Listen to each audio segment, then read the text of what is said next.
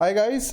दोस्तों, यदि मैं आप लोगों को पूछूं कि आप लोगों को सक्सेस चाहिए या नहीं चाहिए, तो 100 में से 99 लोग मुझे बोलेंगे कि सर हमें सक्सेस चाहिए, हमें सफलता चाहिए। तो मैं एक बात आप लोगों से पूछना चाहता हूं कि यदि आप लोग सक्सेसफुल बनना चाहते हो तो मुझे बताइए कि आपकी सक्सेस के लिए रिस्पॉन्सिबल कौन है इस दुनिया में। आपकी सफलता के लिए कौन रिस्पॉन्सिबल है? Who is responsible person to make you successful? बताइए, सोचिए। क्योंकि हम लोग क्या करते हैं, जब भी सक्सेस की बात आती है हम अपनी सक्सेस के साथ में बहुत सारे अलग अलग फैक्टर्स को जोड़ देते हैं, है ना। हमारी सक्सेस हमारे टीचर्स पे निर्भर करती है, हमारे फ्रेंड्स पे निर्भर करती है, हमारे पेरेंट्स पे निर्भर करती है, हमें किस तरह की सुविधाएं मिल रही है इस पे निर्भर करती है। लेकिन क्या कभी हम लोग इस बात पे विचार करते हैं कि हमारी जो सक्सेस है उसके लिए एक्चुअली रिस्पॉन्सिबल कौन है? Who is actually responsible for your success? सोचिए।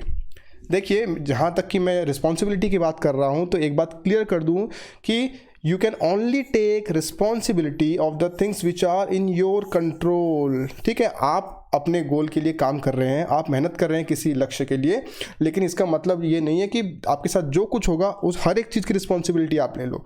हो सकता है कोई एग्ज़ाम के लिए आप प्रिपेयर कर रहे हो और वो एग्ज़ाम डिले हो जाए, पोस्टपोन हो जाए या फिर कैंसिल हो जाए किसी पर्टिकुलर XYZ रीज़न के लिए, राइट। तो वो चीज़ आपके कंट्रोल में नहीं है ना। तो ऐसी चीज़ों की रिस्पॉन्सिबिलिटी की बात नहीं कर रहा हूँ, मैं बात कर रहा हूँ आपके टाइम मैनेजमेंट की रिस्पॉन्सिबिलिटी की। आपके पास जो संसाधन ऑलरेडी अवेलेबल हैं, जो सुविधाएं ऑलरेडी हैं, जो रिसोर्सेज ऑलरेडी हैं, उनको आप किस तरह से यूटिलाइज़ करते हो, उनकी यूटिलाइजेशन की जो रिस्पॉन्सिबिलिटी है वो 100% वो आपकी है। ठीक है, आप किसी को भी ब्लेम नहीं कर सकते कि भाई मेरे पास ये चीज़ कम थी, ये चीज़ ज़्यादा थी, इसलिए मैं सक्सेसफुल नहीं हो पाया। नहीं, सिर्फ जो चीज़ें आपके कंट्रोल में नहीं है, राइट, उन चीज़ों को छोड़ दीजिए। लेकिन बाकी आपकी लाइफ में जो भी रिसोर्सेस आपके पास है, आपका टाइम, आपकी एनर्जी, उसका प्रॉपर यूटिलाइजेशन की रिस्पॉन्सिबिलिटी सिर्फ और सिर्फ आपकी होती है, राइट। तो फ्रेंड्स, जब भी हम सक्सेस की बात करते हैं, बड़े गोल्स, बड़े लक्ष्य की बात करते हैं, तो हम लोग बहुत ज़्यादा सीरियस हो जाते हैं चीज़ों को लेकर। हम सोचते हैं भाई बहुत ज़्यादा मेहनत करनी पड़ेगी, दुनिया से अलग हो जाना पड़ेगा और सिर्फ हमें अपने गोल के लिए काम करना होगा। तो वो कहीं ना कहीं एक गलत धारणा है, right. Don't take things too seriously. देखिए, आप एम्बिशियस हैं, दैट इज़ वेरी गुड, अब वो ज़रूरी है। जब तक आप एम्बिशियस नहीं होंगे तब तक आप बड़े लक्ष्य नहीं बनाएंगे, और बड़े लक्ष्य नहीं बनाएंगे तो आप बड़े स्टेप्स भी नहीं लेंगे, राइट। तो आपको एम्बिशियस होना ज़रूरी है, बट आपको लाइफ को बहुत ईजीली लेना है। ठीक है, चीज़ों को प्रायोरिटाइज कीजिए, किस चीज़ को कितना इंपॉर्टेंस देना है, इस चीज़ को देखिए, समझिए, अपनी जो ज़रूरत है उन्हें समझिए, और क्या चीज़ आपकी लाइफ में ज़्यादा इंपॉर्टेंट है उन्हें पहले रखिए, प्रायोरिटी दीजिए, एंड जो चीज़ ज़्यादा ज़रूरी नहीं है उन्हें बाद में देखिए, right. So only focus on doing your part sincerely in every situation. यानी आप जो भी काम कर रहे हैं उसमें जो आपका ड्यूटी है, राइट। जैसे कि फॉर एग्जांपल अभी आप स्टूडेंट हैं एंड आपके पास समय है, ठीक है, आप घर पे हैं, आपके पास समय है, आपके पास रिसोर्सेस हैं, आपको मालूम है कि भाई आने वाले समय में ये कुछ इंपॉर्टेंट एग्जाम्स हैं वो आने वाली हैं, लेकिन मुझे पता नहीं है कि वो एग्ज़ाम कब आएंगी, किस मंथ में आएंगी, अगले महीने आएंगी या 3-4 महीने बाद आएंगी या नेक्स्ट ईयर आएंगी। तो हम लोग इसी चीज़ में अपना टाइम वेस्ट करें, यही सब डिस्कशन करते रहें, इंटरनेट पर टाइम वेस्ट करें ये फाइंड आउट करने में कि भाई ये एग्ज़ाम किस तारीख को आएगी, किस मंथ में आएगी, आने वाली है कि नहीं। ये सब चीज़ों में अपने टाइम, अपना एनर्जी वेस्ट करने से अच्छा क्या है कि हमें पता है एग्ज़ाम तो आएगी, राइट, चाहे अगले महीने हो, चाहे 2 महीने बाद या 3 महीने बाद, जब भी आएगी, लेकिन क्या हम प्रिपेयर्ड हैं उस एग्ज़ाम के लिए? हमें इस चीज़ पे फोकस करना है कि भाई आज मेरे पास टाइम है, मेरे पास सिलेबस है, एग्ज़ाम का रिसोर्सेस है, सब कुछ है, गाइडेंस है, लेकिन अब मुझे एक्चुअली एक्शन लेना है, एक्चुअली स्टार्ट करना है प्रिपेयर। तो वो मैं क्यों नहीं करूँ, राइट। इंस्टेड कि मैं सोचते रहूँ कि भाई ये एग्ज़ाम कैंसिल हो गई या फिर नहीं आई, डिले हो गई, इन सब चीज़ों में टाइम बर्बाद करने से अच्छा क्या है कि हमें फोकस करना चाहिए। आज हमारे पास जो समय है, जो एनर्जी है, जो रिसोर्सेस है, उसे राइट डायरेक्शन में लगाना चाहिए, बाकी चीज़ों को छोड़ देना चाहिए। एग्ज़ाम डिले हो जाए या आ जाए उसका कोई लेना देना नहीं है, हमको प्रिपेयर होना है। We should be prepared, because जो लोग प्रिपेयर्ड होते हैं उन्हीं लोगों को अपॉर्चुनिटी मिलती है। देखिए, अपॉर्चुनिटीज़ की कोई कमी नहीं है दुनिया में, चारों तरफ आप देखेंगे ना, थोड़ा तो आपको ध्यान से देखने पर हज़ारों अपॉर्चुनिटीज़ दिखेंगी। लेकिन क्या सभी लोगों को अपॉर्चुनिटीज़ मिलती हैं? जी हाँ, सभी लोगों को अपॉर्चुनिटीज़ मिलती हैं, लेकिन हर व्यक्ति उस अपॉर्चुनिटी को यूटिलाइज़ नहीं कर पाता है। क्यों? बिकॉज वो प्रिपेयर्ड नहीं होता है। अपॉर्चुनिटी तो आपके दरवाजे पे आएगी, लेकिन क्या आप प्रिपेयर्ड हो उस अपॉर्चुनिटी को ग्रैब करने के लिए? ये चीज़ बहुत मायने रखती है। इसीलिए आपको समय का सदुपयोग करना है एंड देखना है कि जो चीज़ें आपके कंट्रोल में है उन सभी चीज़ों पे आप पॉजिटिवली एक्शन लें। ओके, टाइम को यूटिलाइज करें, प्रायोरिटाइज करें और अपना जो भी लक्ष्य है उस पर लगातार मेहनत करते रहें। So this is the actual meaning of taking responsibility, right?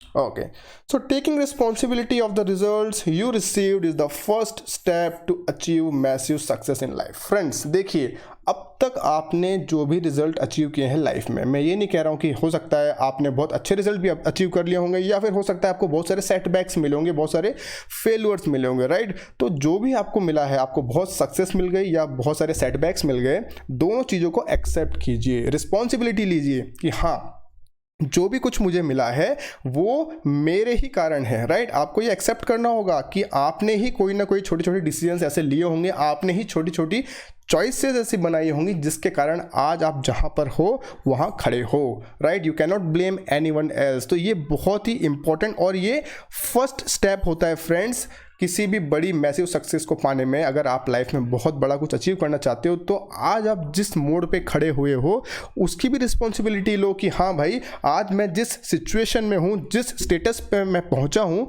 वो भी मेरे ही कारण है। मैंने ही कुछ ना कुछ ऐसे डिसीजन लिए, मैंने ही ऐसी चॉइसेस बनाई जिसके कारण आज मैं यहाँ पहुँचा हूँ।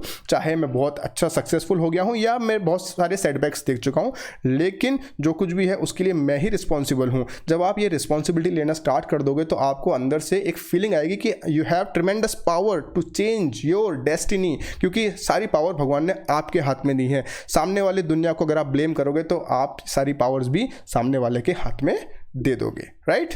So stop blaming others for your setbacks. यदि आपने लाइफ में असफलताएं ज़्यादा देखी हैं तो इसके लिए आप किसी और को ब्लेम मत कीजिए। इनफैक्ट आप किसी और को ब्लेम नहीं कर सकते, राइट? जनरली क्या होता है कि हम हमारे परिवार वालों को, हमारे फ्रेंड्स को, हमारे टीचर्स को, हमारे सिचुएशंस, हमारी परिस्थितियों को ब्लेम करने लगते हैं कि नहीं नहीं, इन लोगों ने मुझे ठीक से गाइड नहीं किया, या मुझे स्टडी मटेरियल नहीं मिला, मुझे राइट टाइम पे राइट गाइडेंस मिली होती तो आज मैं और कुछ कर लेता। ये सब चीज़ें जो होती है ना, ये सब बहाने होते हैं, राइट? तो आप इस चीज़ को रियलाइज़ कीजिए। ओके, आपको समझ में आ जाएगा जो मैं कह रहा हूँ, एकदम सच बात कह रहा हूँ कि ब्लेम करने से कोई फ़ायदा नहीं है। हम जहाँ पर पहुँचे हैं वो सारे हमारे ही चॉइसेस का नतीजा होता है। सो हम जब ब्लेम करते तो क्या करते हैं? By blaming we lose our power to convert our setbacks into success. देखिए, आपको सक्सेस नहीं मिल पाई, आपको फेलियर्स मिली, कोई प्रॉब्लम नहीं है।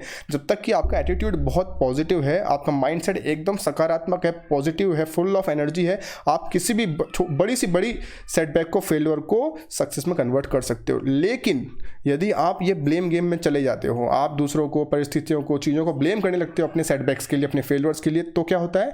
आप अपनी पावर लूज करने लगते हो। आपके पास जो पावर है अपनी सेटबैक्स को मैसिव सक्सेस में कन्वर्ट करने के लिए, उसको आप लूज करने लगते हो। इसीलिए ये जो ब्लेम गेम होता है उससे हमेशा दूर रहना चाहिए फ्रेंड्स, और जितना हो सके अपना जो फोकस है वो अपॉर्चुनिटीज़, फ्यूचर में क्या क्या संभावनाएं हैं उस पर लगाना चाहिए। हमेशा पॉजिटिवली सोचना चाहिए, होपफुल रहना चाहिए, एंड आपको बहुत सारी अपॉर्चुनिटीज़ जरूर दिखेंगी, right? So stop using the word destiny as a substitute to hard work. देखिए, बहुत से लोग क्या बोलते हैं, भाई जो किस्मत में है वो ही मिलता है। ओके, डेस्टिनी को लेकर ना लोग हार्ड वर्क से भागने लगते हैं, यानी उनको हार्ड वर्क नहीं करना है, लेकिन वो क्या करेंगे, अब वो बहाना बनाएंगे किस्मत का। तो ये जो किस्मत का, भगवान का, कुछ लोग बोलते हैं भगवान मेरे साथ बहुत नाइंसाफ़ी करता है, ये सब चीज़ें ना छोड़ दीजिए। ऐसा कुछ नहीं होता है। भगवान ने सबको बराबर बनाया है और सबको इक्वल अपॉर्चुनिटीज़ दी गई हैं। लेकिन डिफरेंस कहाँ पे आता है? डिफरेंस आता है कि आप किस तरह से अपने आप को प्रिपेयर करते हो उस अपॉर्चुनिटी को एनकैश करने के लिए। जब तक आप खुद को प्रिपेयर नहीं करोगे किसी अपॉर्चुनिटी को एनकैश करने के लिए, दोस्तों आपके सामने हजारों अपॉर्चुनिटीज़ रख दी जाएंगी ना, तब भी आप कुछ नहीं कर पाओगे। Okay, so people who are prepared, okay, they only enjoy the opportunities. Otherwise opportunities आएंगी, आंखों के सामने से जाएंगी। आप देखोगे दूसरे लोग जो प्रिपेयर्ड थे वो आपके सामने वो अपॉर्चुनिटीज़ को ग्रैब कर रहे होंगे, आप बैठे बैठे देखते रहोगे। इसीलिए प्रिपेयर कीजिए, बी प्रिपेयर्ड। वेट मत कीजिए कोई अपॉर्चुनिटी आएगी, भाई एक एग्ज़ाम आने वाली है, जब वो नोटिफिकेशन आएगा तो मैं प्रिपेयर करूंगा। जो लोग ये सोचते रहते हैं वो लोग नोटिफिकेशन आने के बाद फिर दूसरी नोटिफिकेशन का इंतजार करने लगते हैं, बिकॉज उनको पता होता है हमसे ना होगा, क्योंकि समय ही नहीं होता है ना। कोई एग्जाम की नोटिफिकेशन के बाद कितना समय मिलेगा प्रिपेयर करने के लिए? तो आप लक्की हो अगर आपको टाइम मिल रहा है। Be prepared. आप इतनी ज़बरदस्त प्रिपरेशन करो कि 1, 2, 3 नहीं, पूरे 10-10 एग्जाम लाइन से आप क्रैक करो, right? So start preparing now. देखिए, our day to day decisions determine our destiny. जो मैंने पहले बताया कि आप जो डेली दिनचर्या में आप जो छोटे छोटे डिसीजंस लेते हो, छोटी छोटी चॉइसेस लेते हो, ओके, वो ही आपकी डेस्टिनी डिसाइड करती हैं। देखिए, आपके पास डिसीजंस लेने के लिए बहुत बारे चांसेस आएंगे। डेली आपको एक फ्रेंड का कॉल आ जाएगा, अरे भाई आज मैं एक मूवी के लिए जा रहा हूँ, क्या चलोगे क्या? और उस समय शायद हो सकता है आप प्रिपेयर कुछ कर रहे हो, आप पढ़ रहे हो और आपको मालूम है कि आपका डेली रीडिंग टारगेट पूरा नहीं हुआ है, फिर भी आपके पास चॉइस है। आप बुक्स को वहीं छोड़ के एक मूवी देखने जा सकते हो फ्रेंड के साथ, या फिर आप फ्रेंड को मना कर सकते हो। चॉइस है, आपने चॉइस की। आपने एक दिन अगर आपने चॉइस कर ली कि नहीं मैं आज मूवी देखने जाऊँगा और आज का टारगेट पूरा नहीं करूँगा, मैं किसी और दिन करूँगा, हो सकता है 2 दिन बाद फिर किसी रिलेटिव का कॉल आ जाए कि भाई किसी की शादी है, चलना है आपको, क्या आप चल सकते हो? फिर से आपके सामने एक चॉइस आई, एक डिसीजन बनाना था और आपने डिसाइड किया हाँ मैं शादी में जाऊंगा और ये आज की पढ़ाई मैं संडे को करूंगा। आपके पास 2-3 दिन का लैग हो जाएगा, राइट? 2 दिन की पढ़ाई आप पीछे पड़ जाओगे। ऐसे करते करते क्या होगा, धीरे धीरे आपकी पढ़ाई जो आपने टाइम टेबल बनाया होगा उसके हिसाब से फॉलो नहीं होगी,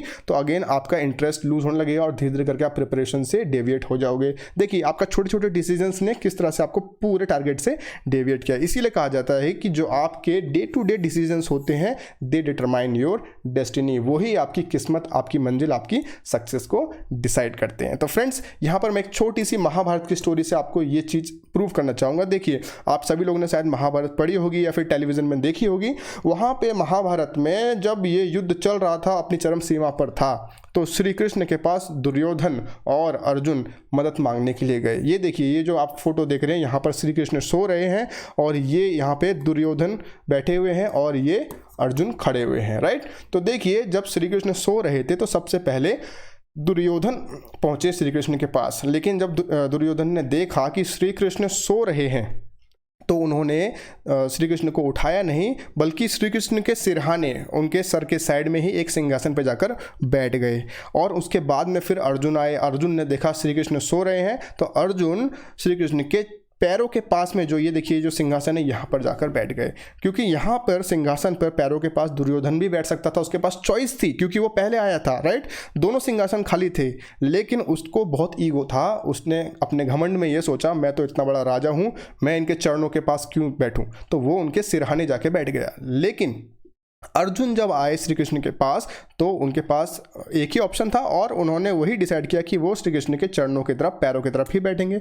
और जैसे ही श्री कृष्ण की आंख खुली तो सबसे पहले उन्होंने अर्जुन को देखा, क्योंकि उनकी आंख पहले अर्जुन पर पड़ी। अर्जुन उनके पैरों के पास बैठे थे और श्री कृष्ण को पता था कि दुर्योधन भी आए हैं और दुर्योधन ने ये बात कही कि मैं पहले आया हूँ तो पहले आप मेरी बात सुनिए। श्री कृष्ण ने कहा कि देखिए, मेरी नज़रों के सामने पहले तो अर्जुन पड़े थे, तो मैं अर्जुन से ही पहले उनकी क्या इच्छा है वे पूछूंगा। तो अर्जुन ने हेल्प मांगी श्री कृष्ण से एंड दुर्योधन ने भी सेम हेल्प मांगी। अर्जुन ये कहने आए थे कि मुझे युद्ध में आप सपोर्ट कीजिए श्री कृष्ण जी को, और दुर्योधन भी कुछ ना कुछ युद्ध के लिए ही हेल्प लेने आए थे। तो श्री कृष्ण ने चॉइस दी अर्जुन को, या तो मैं पर्सनली तुम्हारे साथ में आऊँगा या फिर मेरी नारायणी सेना तुम्हारे साथ में आएगी, मेरी आर्मी तुम्हें सपोर्ट करेगी। दोनों चीज़ों में से कोई एक चीज़ आप चॉइस आपको है, आप चूज़ कर सकते हो। तो अर्जुन ने श्री कृष्ण को चूज़ कर लिया, उनकी सेना को चूज़ नहीं किया। अर्जुन ने सिर्फ श्री कृष्ण को चूज़ किया, और जो दुर्योधन था उसको श्री कृष्ण की नारायणी सेना चाहिए थी, आर्मी चाहिए थी, उसने आर्मी को चूज़ किया। एंड फाइनली आपको मालूम है कि जो महाभारत का युद्ध है उसमें कौन जीता था। तो फ्रेंड्स देखिए, ये जो चीज़ मैं आपको स्टोरी सुनाई इसीलिए सुनाई कि चॉइसेस मेक यू और डिस्ट्रॉय यू। देखिए, यहाँ पर अर्जुन ने श्री कृष्ण से श्री कृष्ण को मांग लिया, राइट, यानी उनका ही सपोर्ट मांग लिया। एंड जो दुर्योधन था उसने श्री कृष्ण से उनकी आर्मी मांग ली, ठीक है। और ये जो चॉइस थी, छोटी सी चॉइस थी, इस चॉइस ने पूरा गेम पलट दिया और जो महाभारत का युद्ध था वो पांडवों ने जीत लिया, क्योंकि जो अर्जुन थे उनके साथ में श्री कृष्ण थे। एटलीस्ट मैं ये आपको स्टोरी इसलिए नहीं सुना रहा हूँ कि भाई अर्जुन के साथ कौन था क्या नहीं था, अर्जुन की चॉइस, दुर्योधन की चॉइस ने उनका फेट डिसाइड किया, मैं ये बताना चाहता हूँ। दुर्योधन ने क्या चूज़ किया था, दुर्योधन ने नारायणी सेना, आर्मी, श्री कृष्ण की आर्मी चूज़ की थी।